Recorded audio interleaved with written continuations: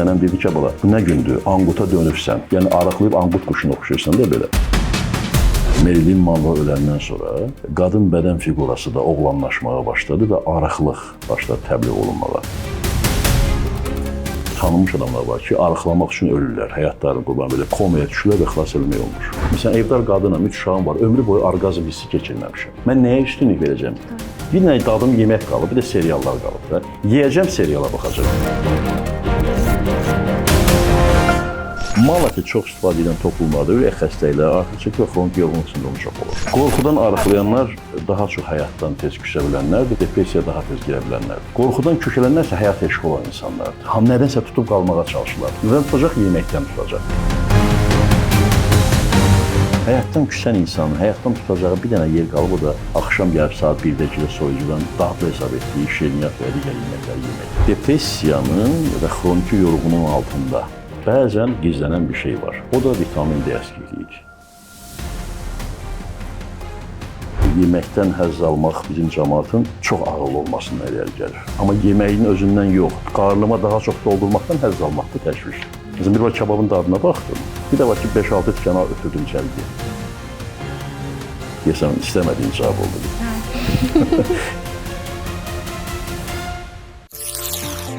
Alfa Xrom, artıq çəkidən azad ol. Xoş gördük dəyərli dostlar, yenidən qarşınızdayıq. Bugünkü mövzumuz artıq çəkidir.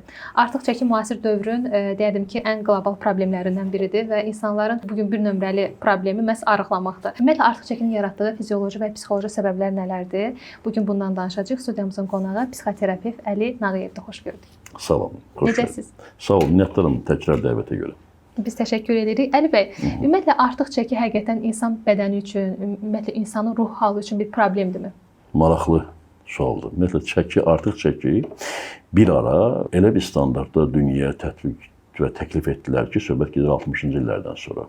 Marilyn Monroe öləndən sonra qadın bədən fiqurası da oğlanlaşmağa başladı və arıqlıq başladı təbliğ olunmağa. Couture, yəni yüksək moda və dərzilər başladılar öz modellərini bu şəkildə seçməyə. Bilmirəm, onların şuuraltı cinsi azlıq nümayəndəsi olmaqlarındanmı dolayı belə olubdur ki, daha çox oğlana oxşayan fiquraları sevirlər ya yox, amma qadınlar üzərindən xüsusən. Çünki qadınlar daha güclü alıcılardır axı. İstənilən şirkət sahibi bunu bilir ki, satıcı bilir ki, qadın daha güclü alıcıdır və ilk alıcı qadındır və bu mənada qadınlar üzərindən arıq olmağı təbliğ etməyə başladılar. Mənim yadımda nənəm dedi ki, bala, bu nə gündür, anquta dönürsən. Bizim bölgədə elə bir söz var, anquta dönmək. Yəni arıqlayıb anqut quşunu oxşayırsan da belə. Bu yaxşı bir şey sayılmıyor heç vaxt müəyyən dönəmdə və düşüncədə. Amma bilirsiniz, insanlar bir kənardan o biri kənara getməyi xoşlayırlar. Ya çoxlu çəki olacaq, ya da ki, yox, arıq olmalıyıq hamımız. Və bu təbliğatın nəticəsində başlandı psixogen anoreksiya deyə bir problem ortaya çıxdı. Yüzlərlə, yüz minlərlə, milyonlarla gənc bu xəstəlik, yəni yemək yeməyib acından ölmək. Bugünə qədər də tanınmış adamlar var ki, arıqlamaq üçün ölürlər, həyatlarını qurban belə komaya düşürlər və xilas edilmək olmur. Tanınmış insanlar var, Azərbaycanda da bir hadisədən şahid olmuşuq. Yəni, o qədər arıqlamaq kultu təbliğ etdilər ki, bu sualınızda məntiq var doğrudan da, artıq çəki problemdirmi? Və axırda bu fikrə qənaətə gəldilər ki, bu yanlış təbliğatdır. Və bugün, məsələn, Barbie kuklalar var axı məşhur. Onların içində görürük ki, toppuş Barbie kuklalar da satılır.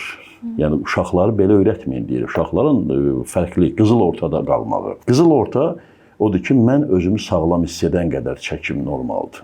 Mən özümü sağlam hiss edirəmsə, çəkim normaldır. Mənim özümün 110 kiloqram artıq çəki var. Diri çəkim 110 kiloqram, belə deyil. Bu 110 kiloqram çəki ki, məni narahat edəcəksə, mən dağa çıxa bilmirəm, dağa hər gün çıxmam ki, olsa. Normal gündəlik həyatımı icra edə bilmirəmsə, müəyyən yeri, sürətli yeriyə bilmirəmsə, təng nəfəs oluramsa, sinəmdə sıxıntı olursa, ayağım dayanırsa, müəyyən sağlamlıq problemləri yaşayıramsa, mənim artıq çəkim var. Mən 2 mərtəbə qalxmağa tənbəllik edirəmsə, yatmağa daha çox yuxuya meyliyəmsə, bu mənim çəkim artıq mənim üçün problemdir. Məsələn, mən cəmi 4-5 saat yatıram. Mənim yuxuma problem eləmir. 5 mərtəbədə iş qalxıramsa, bu problem deyil. Amma adam var, çəkisi artıq 2 mərtəbə qalxmaq istəmir. Onun üçün artıq çəki problemdir. Bilirsiniz nə demək istəyirəm? Yəni, məni çəki narahat edirsə, gündəlik həyat funksiyalarıma, rifahımı pozursa, bu xəstəlikdir. Zaten Dünya Səhiyyə Təşkilatı nə deyir? Xəstəlik nədir? Məsələn, artıq çəki xəstəliyi o vaxt bilərik ki, insanın biopsixososial varlıq olduğu üçün insan o vaxt sağlamdır ki, o bioloji, psixoloji və sosial rifah halındadır. Əgər mən bioloji çəkim çoxsa və bu məndə gərginlik yaradırsa, mən artıq sağlam deyiləm. Əgər mən çəkim çoxdur, amma qaça bilirəm, dura bilirəm, həyatımı normal yaşayıram, amma bunu psixoloji problemə çevirirəmsə, bu da xəstəlik halıdır. Dismorfomaniya, obsessiv kompulsiv pozuntu növüdür. Təşvişli xəstəlikdir. Əgər mən deməli çəkini sosial ünsiyyətlərində mənim üçün problem olursa, bu psixososial problemdir. Mən öyrəndim, mənə məsələn 4 nəfər apara bilirdi qəbirdə, indi 110 kilonu aparmaq üçün gələ bir 8 nəfər lazım olacaq. Bu artıq onlar üçün problemdir, sosial problemdir. Biz nə məsələn, və yaxud avtobusda bir yerə 2 yer tuturamsa, bu sosial problem. Yəni artıq çəki o vaxt problemdir ki, xəstəlik halı yaşadır sənə. Yoxsa problem deyil. Bəzi insanlar var ki, əsəbləşən zaman başlayır yeməyə. Yəni dayanmadan yeyir. Bəzi insanlar var ki, biraz əsəbləşdi, biraz aqressivləşdi. Yeməkdən kəsilir, ümumiyyətlə su belə içə bilmir. Bu nə ilə bağlıdır? Nə ilə bağlı? Bayaq dedim, misal çəkdim, amma çox vacib mövzuya gidirik. Buna deyirlər qida davranışı pozuntuları. Təşvişli xəstəliklərdə qida davranışı pozulmaları. Məsələn, mənim təşvişim yox olmaq, ölüm qorxusuna bağlıdır. Lap kobud formasını deyirəm, amma digər dərin incəliklər də var orada.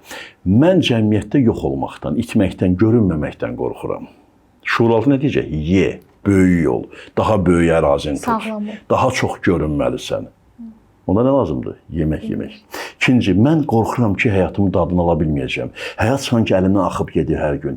Bir ləzzət almaq istəyirəm. Məsələn, evdar qadınam, 3 uşağım var, ömrü boyu orqazm hissi keçirməmişəm.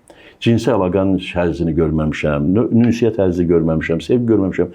Mən nəyə üstünlük verəcəm? Bir nə dadım yemək qalıb, bir də seriallar qalıb da. Yeyəcəm, seriala baxacam.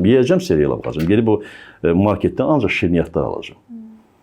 Bilirsən nə demək istəyirəm? Bu nəyə gətirəcək? Artıq çəkiyə. Deməli, qida davranış pozuntuları psixoloji əsaslıdır. Başqa səbəblər də var. Qorxudan yemək də var və s. Amma qorxudan arıqlayanlar da var. Bu ayrı mövzudur. Daha çox təşviş bəli çəkini artırır. Qorxudan arıqlayanlar və kökələnlərdən istəyirəm danışaq. Qorxudan arıqlayanlar daha çox həyatdan tez küsə bilənlərdir və həyatdan daha tez qopa bilənlərdir. Depressiyaya daha tez girə bilənlərdir. Qorxudan kökələnlər isə həyat eşqi olan insanlardır. Nədənsə tutub qalmağa çalışırlar. Nədən tutacaq? Yeməkdən tutacaq. Nədənsə tutacaq. Amma qorxudan arıqlayan artıq həyatdan əlini üzməyə meyilli, psixoloji yük daşıyanlardır. Daha çox xolerik tip deyə bilir. Tiplər düzdür, belə dəqiq bölünmür müasir dövrdə, amma yenə də cəmaatın tanıdığı ilə desək, daha çox xoleriklər arıqlamağa meyilli olur qorxanda. Daha çox flegmatiklər və ya sanqviniklər qorxanda kökəlməyə meyilli ola bilər. Müəyyən bir yanaşmalar eləmək olar burada. Təcrübəyə və elmə əsasən. Yəni ki, qorxanda kökələnlər daha çox həyatdan tutmağa, onlarla işləmək daha asandır. Arıqlayanlar? Qorxanda arıqlayanlar biraz həyatdan tez qopmağa meyillidirlər. Çünki yemək yadlarından çıxır. Yemək ən vacib şeydir, bazı fizioloji tələbatdır. İnsan yeməkdən uzaqlaşırsa artıq həyatdan uzaqlaşır deməkdir. Şuuraltıdır.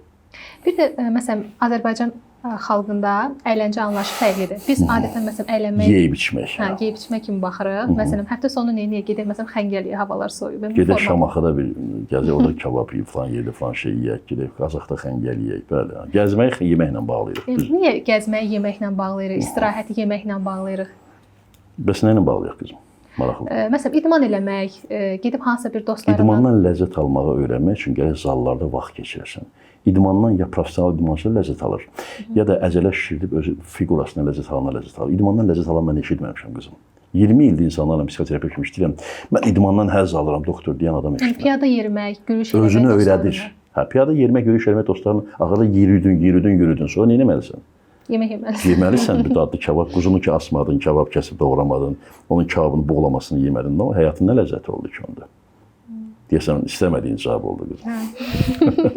Yəni, yemək həyatın halal həzz formatlarından biridir. Bəli, idmandan həzz alan varmı? Var. O, bir də vurgulayacağım. İdmandan kim həzz alır qızım? Zallarda vaxt keçirib və idmanın həzzini tuta bilən insanlar var. Və yaxud da ki, bədən şişirdəcək, bədənin quruluşuna həzz almaq üçün motivasiyası olacaq. O da yenə prosesdən həzz almır, nəticəyə görə işləyir. Prosesdən həzz almağı öyrənmək bu artıq meditasiyadır, bu yüksək səviyyədir. Bu bir samurayın bir qılınc hərəkətləri kimi deyək. Nə bilim, bir qılınc ustasının qılıncı yolmasının aldığı həzz kimi. Bu sonraki, bu dərin mərhələdir və bu insanların 2%-nə xasdır. Meditasiyadan həzz almaq insanların çox az qisminə xasdır.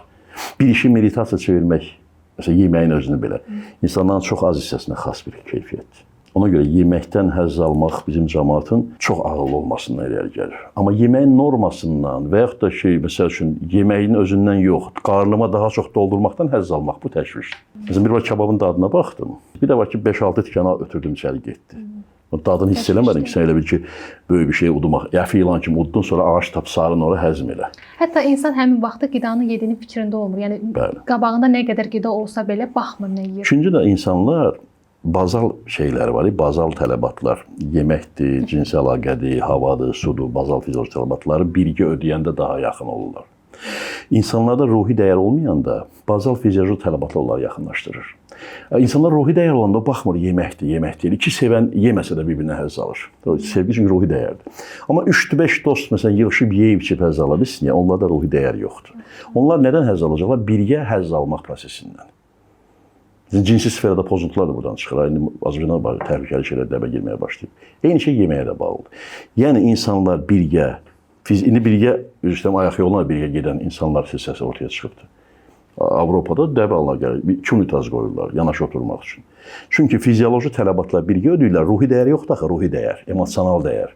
Ancaq fiziki tələblər üzərində yaşayır. İnsanlar bunu öyrədiblər. Və bu fiziki tələblərin içində fiziki tələbatı ödəmək hissəsində, cinsi əlaqədə, yeməkdə insanlar yaxınlaşır. Ayaq yoluna getməkdə yaxınlaşır, onunla zarafatlaşırlar. Hətta komediya ilə məşğul insanlar da yəni qurşaqdan aşağı zarafatlar edir ki, bunlar daha çox tələbat var. Belə bir dünyada yaşayır qızım. Ona görə yemək içməyin qarşısını ala bilməyəcəksiniz. Gərək insanların tərbiyəsini dəyişəsiniz. Ruhi səviyyə qaldırasınız ki, yemək içməkdən həzz almaq azalsın, daha çox mənəvi həzzlər. Yoxsa yürüyüş də mənəvi həzz deyil. Mənəvi həzz yürüyərkən öz sevgilinlə ağacdakı bir quşun rənginə baxıb və yaxud Allahım nə gözəl yaratmısan deyib həzz almaqdır. Və bir-birinə bu gözəlliyi bəxş eləməkdən həzz almaq. Ona görə sualdan cavab belə çıxır. Həzz almağın qarşısını almaq olmur. Amma həzzin növünü dəyişdirmək olar. Və yemək içmək də bizim cəmaatımızın əlindən almayında o həzzi. Yox, əlindən almaq. Amma spirtli içki olmaz deyə bilərik. Dadı uzun müddət hiss eləməklə qarnımızı doldurub şişirtməyə bilərik. Bunlar demək olar. Həzzi uzatmaq istəyirsən 3 tikə kabab yemək, 1 tikə amma uzun çeynə. Onda sənə ziyan olmayacaq. Alfa Xrom, artıq çəkidən azad ol. Əslində deyirik ki, qidanı yeyən zaman sən bütün konsentrasiyanı qidaya verəndə, yəni nə yediyinin fərqinə varanda və çoxlu çeynəyəndə həm qida daha rahat şəkildə həzm olunur, həm çox yemirsən. Çox yeməmək üçün müxtəlif dadları da birləşdirmək üsulu var. Müxtəlif dadları birləşdirsən, mədən artıq bir dənə növ qidanı verir, zərərli qidanı çox yer tutmayacaq. Acını turşu şirinlə əvəzləyəndə mədəni tez elə ki, mədə bir qida ilə çox dolmur da, ancaq şirin şey yemirsən, ancaq ət yemirsən artıq. Salat, turşu, salat, soğan yeyəndə ətin miqdarı azalır, onlar da ki, zərərsiz məhsullar da bitkilərdir. Belə qaydalar var da. Məsələn, mən çəkini o cür saxlayıram öz çəkimi. Daha da fikir verirəm, yoxsa kökəlməyə meyliyəm genetik olaraq. Bir də var ki, məsələn, qida yeyərkən televizor izləmək, telefona baxmaq, ümumiyyətlə bunların qida pozuntusuna təsirləri necədir? Qızım, bu müasir insanlardan bu əlindən o telefon ala bilməyəcəksiniz. Yəni, bunu deməkdə bəli, fayda var, zərərdir, əlbəttə zərərdir. Və yaxud dediniz axı, meditasiya eləməkdən alıkoyur, götürür səni. Yəni, bir var mən yediyim yeməyin dadına fikrimi yönəltmişəm. Bir də var TikTokda kimsə danışır, mən elə yeməyi mexaniki yeyirəm. Təbii o mənə o xeyri verməyəcək və daha çox yemək təhlükəsi yaradacaq. Çünki doyma hissi gec çatır axı beyinə, 20 dəqiqə sonra çatır. Arıqlamaq istəyənlərin qarşılaşdığı ən böyük problemlərdən biri də yemədikləri halda kökəlməklərdir. Məsələn, bəzi insanlar var ki, mən su içdim, kökəldim. Yəni bədən başlayır yediyi adi bir qidanı belə depolamağa. Bu nə ilə bağlıdır? Çox maraqlı suallardır. Yəni tibbdən xəbər olan insan suallardır. Ümumiyyətlə jurnalistika sahəsində olan insanlar, mövzulara gələn insanlar vaxtilə dövlət kanalımızda efirdə olanda mən bunu vurğuluyordum. Tibbi jurnalistika olmalıdır və buna hazırlanmalı insanlar ki, mövzudan xəbər olsun. Buna health communication, səhiyyə kommunikasiyası deyirlər. Səhiyyə kommunikasiyasına uyğun suallar verirsiniz. Niyə? Çünki maraqlı bir sərhədə gəldik. Aha, mən su da içirəm, kökəlirəm doktor. Bu nədir? Bu artıq xəstəlik halıdır, çəkinin xəstəlik halı. Yəni nə başlayıb səndə? Metabolik sindrom başlayır səndə. Nədir metabolik sindrom? Metabolizm nədir? Bədəndə maddələr və enerji mübadiləsi. Bu pozulub deməkdir. Dismetabolizm başlayıb səndə. Necə pozulub? Artıq depolanmağa, yağlanmağa, bədən yağlanmağa və şirinləşməyə, turşulaşmağa gedir. Bədən əvvəl şirinləşir, sonra turşulaşır. Necə turşulaşır? Şəkərli diabetə meyillik, sonra bədəndə oksidləşmə, turşulaşma artır. Bədən turşuyur, bədən acıyır, bədən qocalır. Bədən çökür. Onda artıq sən doğrudan da az da yeysən, kökəlməyə meyillənirsən. Miqdarı azaltmaqla iş həll olmur. Müalicə lazımdır. Əgər sən deyirsən ki, doktor, mən su da içirəm, kökəlirəm, demək səndə metabolik sindrom təhlükəsi var. Nədir? Əlamətlərdən deyək. Birinci, təzyiqin yüksəlməyə meyil olur. Hər 10 kiloqramı 10 mm civə sütun təzyiq arta bilər. Sonra nə baş verir? Hiperinsulinemiya. Yəni qanda insulin artır ki, şəkəri pi qoymur axı, şəkəri bədən həzm eləsin. Və insulin çox lazımdır ki, şəkər mübadilə qoşulsun. Şəkər enerji mənbəyidir axı. Ona görə hiperinsulinemiya başlayır. Və qanda nə baş verir? Xolesterin, pis xolesterin, aşağı sıxlıqlı lipoproteidlər artır. Buna dislipidemiya deyirlər. Dislipidemiya, üçüncü əlamət, vacib əlamət. Dislipidemiyadan nə çıxır? Ateroskleroz və ürək damarları və beyin damarlarının tutulması, qaraciyərin piylənməsi. Heç bir şey yoxlatmır ki, qaraciyərin ultrasəs ilə qaraciyərdə birincidən yuxarıya, ikinci, üçüncü dərəcəli hepatosteatoz varsa, yəni piylənmə varsa, səndə metabolik, sən nə yeysən kökələcəksən. İzləyicilərimiz öncəki müsahibəmizdə yəqin ki, o həkimimizin ifadəsini xatırlayırlar. Həkimimiz alfa-lipoik turşusundan danışmışdı. Məhz şəkərli diabetə keçid mərhələsində insulin direnci formalaşanda alfa-lipoik turşusunun orqanizmə təsirləri haqqında siz danışdınız. Ümumiyyətlə bilmək istərdim ki, alfa-lipoik turşusunun təsirləri necədir? Alfa-lipoik turşusu sinir sisteminə dəstək olan preparatdır və mübadiləni yaxşılaşdıran preparatdır. Və görəm alfa-xrom qoymuş, xrom sözü var. İçində xrom da varsa, xrom da məhz o arıqlamağa kömək edən maddədir. Qısa şəkildə bunu deyə bilərəm, çox dərinə getmədən. Çünki mən bioloji aktiv maddələrin biokimya proseslərə müdaxiləsi, filan qaraciyər fermenti, bunlar məncə maraqsız olacaq. Bunu qoy o sahəli mütəxəssislər desinlər. Mən mütəxəssis baza ixtisasım həkim olduğu üçün dəqiq bilirəm ki, xrom bizə lazımdır və metabolizmi yaxşılaşdırmaq üçün lazımdır. Dəqiq bilirəm ki, alfa-lipoik turşusu şəkərli xəstələrə verilir ona görə ki, məhz sinirləri qorumaq üçün, metabolizmi yaxşılaşdırmaq üçün, pi mübadiləsinə müsbət təsir etmək üçün. Öncəki videolarımızda da izləyicilərimizə bu haqda biz məlumat vermişik. Alfa-xrom preparatı qida əlavəsidir və çox adam bizə bununla bağlı soruşur ki, bəs dərmandırmı, necə qəbul etməliyik? Qida əlavəsi əslində təhlükəli bir maddə deyil. Yəni siz necə ki qidanı qəbul edirsə, qida əlavəsi də o formada qəbul olunur. Alfa-xrom preparatının tərkibində alfa-lipoik turşusu və xrom maddəsi var ki, bu maddələr dediyiniz kimi həm sinir sisteminin fəaliyyətinə dəstək olur, həm insan uzun müddət ac qalıb arıqlaya bilir, həm maddələr mübadiləsini sürətləndirir, həm də ki və ən əsası qocalma prosesinin önünə keçdiyinə görə sizi daha gənc və sağlam görünməyinizə dəstək olur. Əlavə edeyim bir bənd şəklində. Deməli, əgər mənim artıq çəkim mənim üçün artıq problemə çevrilibsə, mənə 3 şey lazımdır. Yəni 3 prinsiplə var. Birinci mənə lazımdır diyetoloq və ya bu işlə məşğul olan endokrinoloq, çəki problemi mütləq lazımdır. İkinci mənə lazımdır psixoterapevt. Çünki mənim yeməyə meyllənməyim psixoloji əsasları var. Kökəlməyə meylim təkcə genetik deyil, psixoloji əsasları var, mütləq var. Üçüncü də qida əlavələri, alfa-xrom kimi qida əlavələri istifadə edin. Hətta bunu həkimə deməmişdə gedib aptekdən almaq ixtiyarınız və imkanınız var. Bu əlavəm olsun. Alfa-xrom artıq çəkidən azad ol. Doktor, bəzən olur ki, biz gün ərzində çox işləyirik və demək olar ki, az qidalanır və yorğunluq səbəbilə axşam evə getdiyimiz zaman həddindən artıq yeməyə başlayırıq. Ümumiyyətlə bu xroniki yorğunluqdur, depressiv hallardır, payız da gəlib. Payızda insanlar daha çox depressiv olurlar. Ümumiyyətlə bu dövrdə biz niyə çox yeyirik və bunun bizim kökəlməyimizə necə təsiri var? Bayaq bir maraqlı məqamı toxunduq. Mən siz sual vermədən danışdım ki, təşvişdə insan həyatdan qopmamaq üçün yeyir, kökəlir. Depressiya halında həyatdan küskünlük ki var, başqa ləzzət qalmadığı üçün yeyir. Depressiyalı insan nə olur? Həyat eşqi ölür. Həyatda zövq itir. Bayaq bir xanım misal çəkdim, qadın misal. O təşviş yox, daha çox depressiya aid idi. Həyatdan küsən insanın, həyatdan tutacağı bir dənə yer qalıb, o da axşam gəlib saat 1-də 2-də soyucudan dadlı hesab etdiyi şirniyyat və ya digər yeməkləri yemək. Yeyib sonra yatmaqdır. Yeyən kimi də gedib uzanıb yatacaq. Yəni bu nədir məsələ burada? Depressiyadan doğan artıq çəkidir. Xroniki yorğunluq halı da, yəni depressiv halın səbəbi və ya nəticəsi ola bilər. Və xroniki yorğunluq halı amma təkcə depressiyadan olmur deməliyik. Bunu vurğulamalıyam. Yeri gəlmişdir. Çünki belə preparatlar təqdim edirsiniz, onu mən vurğulayacağam. Depressiyanın və xroniki yorğunluğun altında bəzən gizlənən bir şey var. O da vitamin D əskikliyidir. Bu sübut olunmuş nəticələr var ki, məsələn, insanın həyat eşqi azalır. Hərəkət eləmək istəmirəm, hərəkət eləməyə can çəkirəm, artıq çəki var ya yox da, fərqi yoxdur. Onda bir vitamin D-ni yoxlatdırmaq faydalıdır. Və xroniki yorğunluq halı olan insanlar hətta yoxlatmamış, bayaq dediyimiz kimi profilaktik vitamin D3 qəbul edə bilər. Profilaktik dozada, yəni hər yerdə qəbul olunan qida əlavəsi kimi istifadə edə bilər, dərman kimi yox.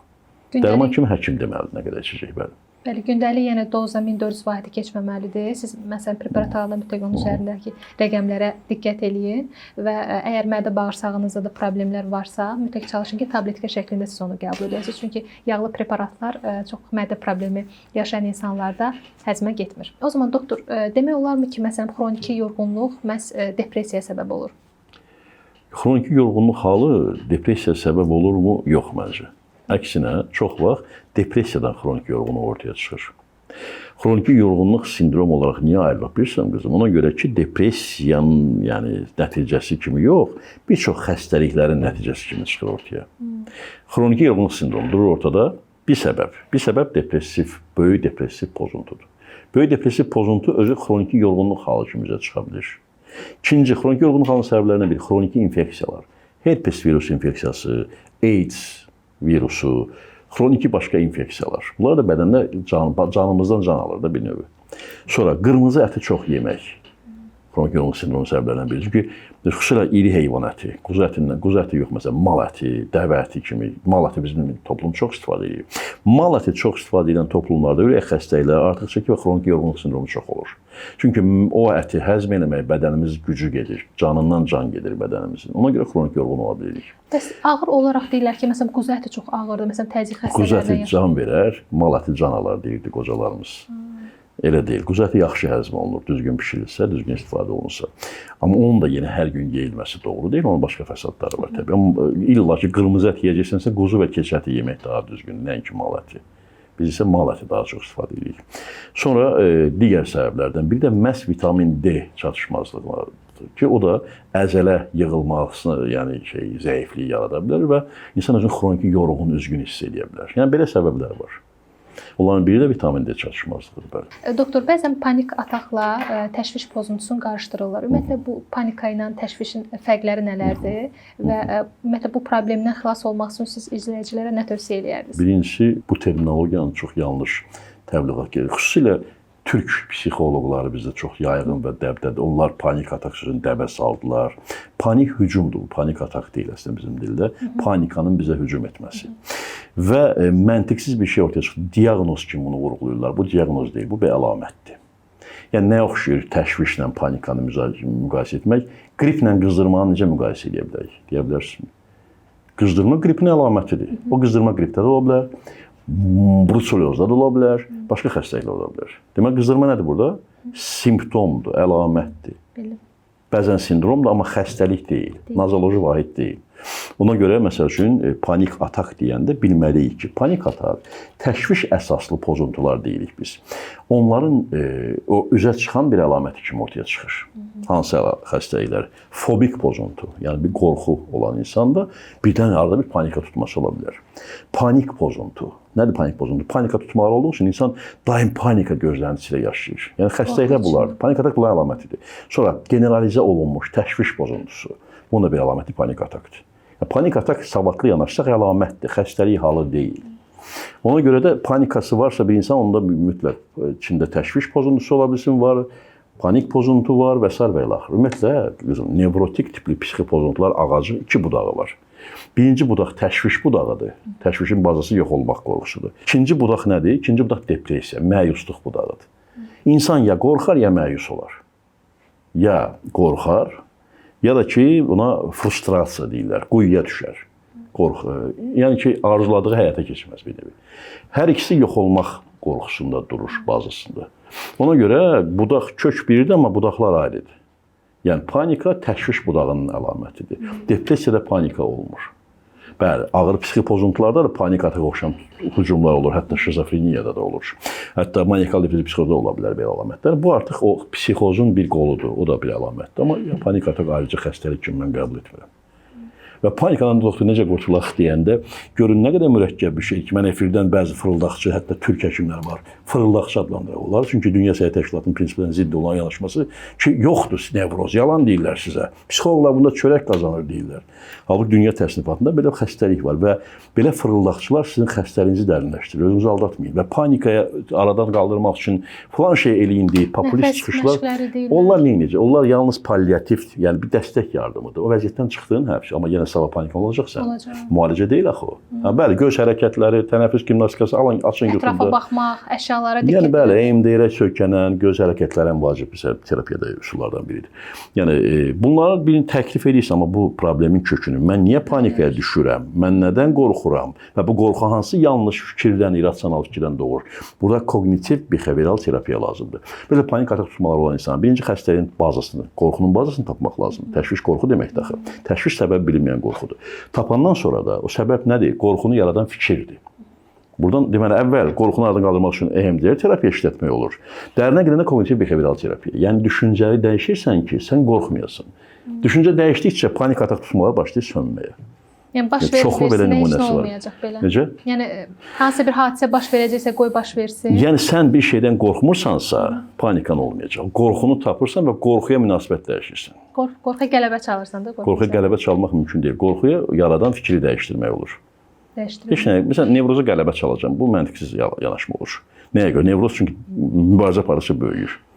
Müalicə, nevrotik tipli psixozundan müalicə birinci onu qəbul etməkdir. Sonra başa düşmək ki, sənin hansısa fikrin yanlışdır. O fikri dəyişsən, hisslərin dəyişəcək. Çünki bütün emosiyalarımız düşüncəmizə söykənib. O düşüncə dəyişməsə, ona görə deyirlər kognitiv behavioral terapiya.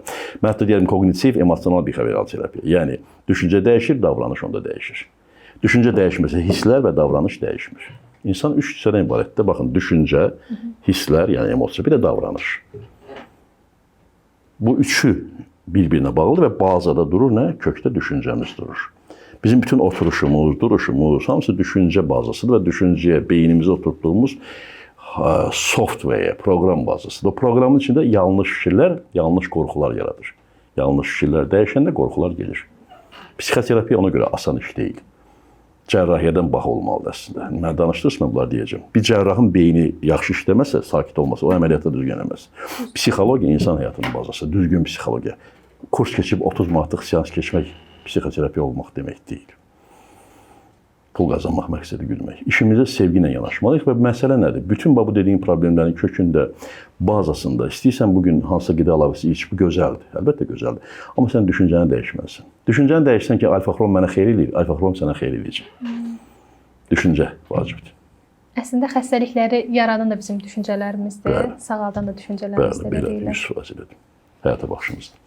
Onda arıqlamaq istəyirsinizsə, düşüncələrinizi dəyişin. Bəli, İv Petrovun qəhrəmanı Kazima Prutkov nə deyir? Deyir, xoşbəxt olmaq istəyirsən, ol da deyir. Yəni, счастливым rusca deyirlər, будь им.